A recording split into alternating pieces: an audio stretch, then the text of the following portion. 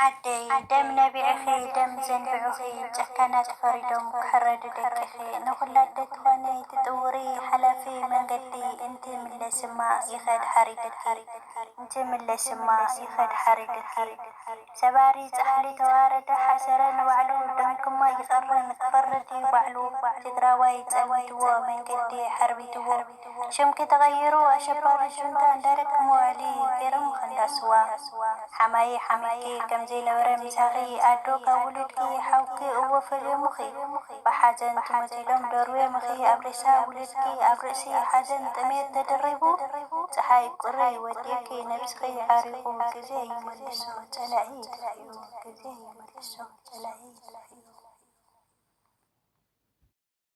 ሰላም ዓለም አም ቻናል ተከታተልተይ ከመ ያለኹም በወገነይ ኩሉ ሰላም እግዚአብሔር ይመስገን።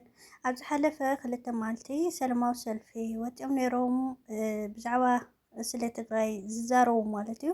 ብጣዕሚ ኣዝዩ ዝሕፍር ነገር እዩ ማለት እዩ።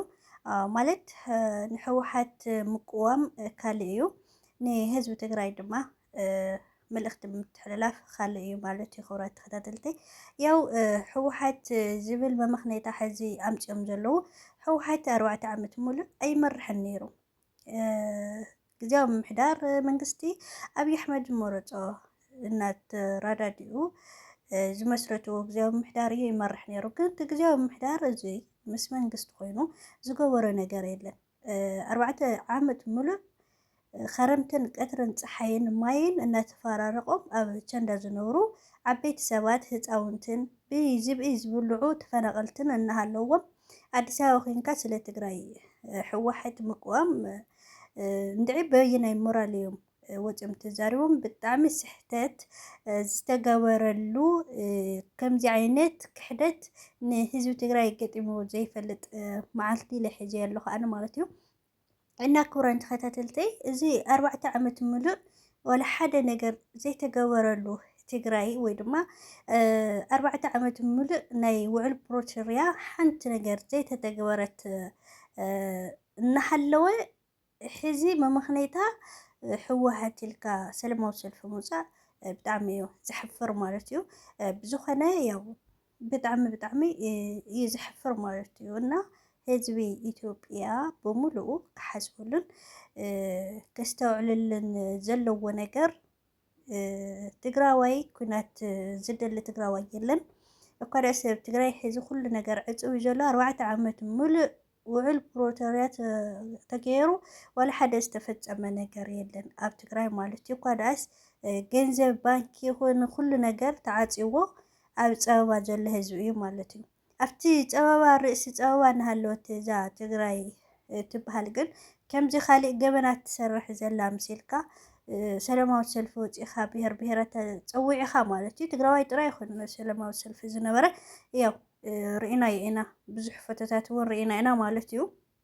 እና ብዝኾነ እንታይ ክብል ደልየ እግዚኣብሔር ኣምላኽ ሰላም የውርደልና ነቲ ኩናት ዝደሊ ነጋሪት ነኳሕኳሐ ቦቲን ድሮን ብትግራይ ሰጌራ ናብ ሱዳን ናኸደት ናደብደበት ኣብ ሱዳንን ኣብ ናይ ትግራይ መንደራ እና ወደቀት ድሮን ብዙሕ ነገር እናረኣናስ እቲ ኩናት ዝደሊ ሕወሓት ኢልካ ሰላማዊ ሰልፊ ምውፃእ ብጣዕሚ እዩ ዘገርም ማለት እዩ። በተለይ ጌታቸውን ጻድቃን ማለት እዩ ንህዝቢ ትግራይ ክሕድክሞ ኢኹም ብጣዕሚ 10 ግዜ ክሕደት እዚ እዩ ማለት እዩ ክብራተይ።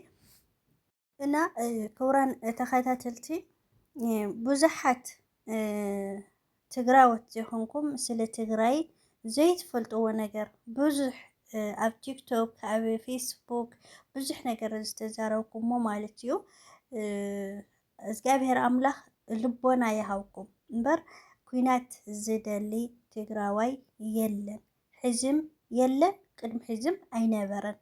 እቲ ናይ ቅድሚ ሕዚ ዝነበረ ኩነታት እኳስ እቶም ጀነራላት በዓልቶም ወፂኦም እቲ ኩነታት ንኽፍጠር ከመይ ገይሮም ከም ዝኣለምዎ ካብ ኣዲስ ኣበባ ናብ መቐለ ብዙሕ ነገር ዝተዛረቡ ጀነራላት ነይሮም። እቲ ሓቂ ኣውፂኹም ተባሂሎም እንድያም ተቐቲሎም ማለት እዩ። ስለዚ እቲ ናይ ቅድሚ ሕዚ ዝነበረ ትግራዋይ ደልይዎ ኣይኮነን። ሕዚ እውን ዝዝረብ ዘሎ ዝደልዮ ኩናት ትግራዋይ የለን። ስለዚ እኳ ዳስ ኣብ ፀበባ እያ ዘላ እታ ኣዶ ትግራይ ኣብ ፀበባ ኣላ ኣዶ ትግራይ ኣብ ኣዲስ ኣበባ ኮይንክ ሰላማዊ ሰልፊ ዝወፃኺ ድማ ንትግራይ 10 ግዜ ከም ዝካድክ እያ ተሓስብየለክ ማለት እዩ። ኩራተይ እዚኣ ትመስል ነይራ እዛ ቪድዮ